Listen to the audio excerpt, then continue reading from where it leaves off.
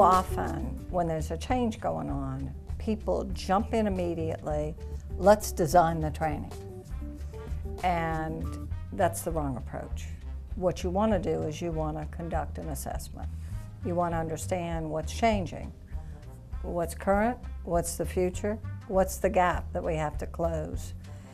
And again, the impact of change on the people. There may be new jobs, there may be new processes, there may be new technology, there may be new opportunities, or a new strategic direction.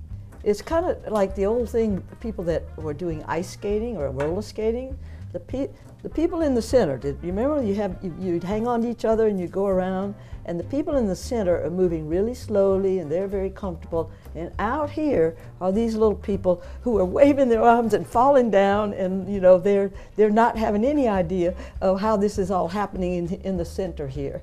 And there's an analogy of what happens in an organization is that they think it's just a simple thing, but you know, you get these people out here who are doing the job and it's a whole different thing.